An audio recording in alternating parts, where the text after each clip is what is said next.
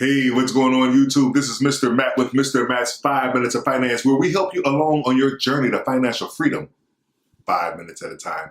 Today, I want to talk about ways to boost your savings. My philosophy regarding savings, the best way to save is to spend wisely.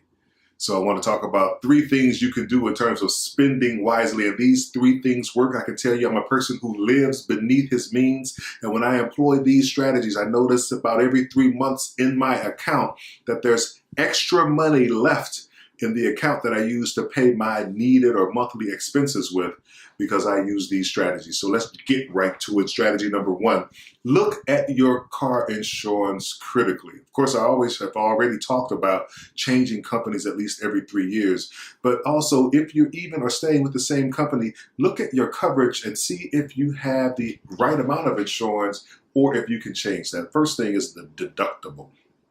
For people who have a $250 deductible, you're thinking, I just don't want to have to come up with $500 or $1,000 if I have an accident. But I want you to switch that thinking just a little bit and think about it this way. Let's say you have a tree limb fall on your mirror and it breaks the mirror and the mirror costs $300 to replace. Do you really want to file a claim with your insurance company where you have to pay $250 out of pocket? They'll give you $50. That's the difference in what the mirror would cost. And then have your insurance rates go up $100 every 6 months? No, or more? No, that's not that great of an idea. So instead, consider raising that deductible to $500 and not using that claim or not using that insurance for anything that would cost less than $500. And if you're at $500, consider raising it to $1,000 if you are financially capable. The second thing you can do in terms of just the car insurance, you can consider bundling your insurance. If you have a motorcycle, if you have a home, if you have renter's insurance, bundle all of those under one company and they'll give you a discount for that. The third thing in terms of just the car insurance, one thing you can consider if you're driving a hoopty, first of all, if you're driving a hoopty, congratulations, you're my type of person. But also your car, if it's 10 years old, the chances are the value to replace it might not be worth carrying that full coverage. So collision and comprehensive, say your car is valued at $2,000. You have a $500 deductible, they're only going to give you $1,500 if the car is totaled. If the collision and comprehensive coverage is costing you $500 or $600 a year, you may want to just cancel that and go with liability. The second category of savings that you can have, consider getting a smaller home. Reducing your footprint reduces your expenses. I remember my oldest daughter, Big Miss Matt, came to me and asked me about buying a tiny home. And I thought, what? Are you trying to be a black Oompa Loompa? Oompa, oompa, oompa dee doo. I've got another puzzle for you. Oompa, oompa. No, that's not what she was doing at all. She was serious. She went to my aunt. My aunt has a vacant lot next to her house. She asked my aunt if she could use the vacant lot to build a tiny home on it. My aunt said, no, I'm good, love. Enjoy. But I'm telling you, she still has the plans, right? She still wants to do that.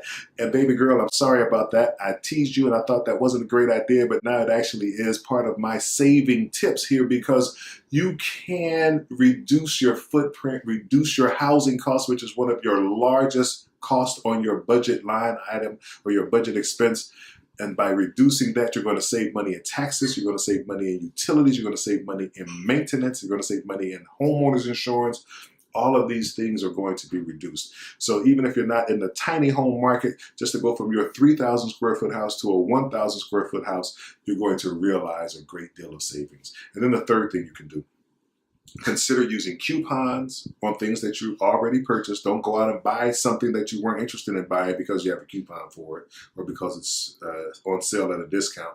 And then the rewards programs. We're creatures of habit. For me, I know I shop at the same grocery store every week. So I'm a member of their rewards card or rewards program that gives me discount on fuel. So the amount of points that I use or spend for groceries, I save money at the gas station, so it really works out. At Sam's Club, I'm a member of their, of course, rewards program. So last year, I earned $211 in rewards, and just last week, as a matter of fact, I was there and I bought $90 worth of groceries, fruits, vegetables, and whatnot. And instead of sliding my card, I just used my reward. So that's money then that's going to end up being left over in my account at the end of the month. So again, the 3 things you can do to save money and boost your savings goal is 1, consider your car coverage, changing that to maximize that insurance. 2, smaller footprint, move to a smaller apartment or smaller home. And then 3, coupons and rewards. I want to thank you all for watching this video. Please do me a favor, subscribe, comment, like, and share the video. Until next time, this is Mr. Matt with Mr. Matt's 5 Minutes of Finance. Take care of yourselves and your financial future.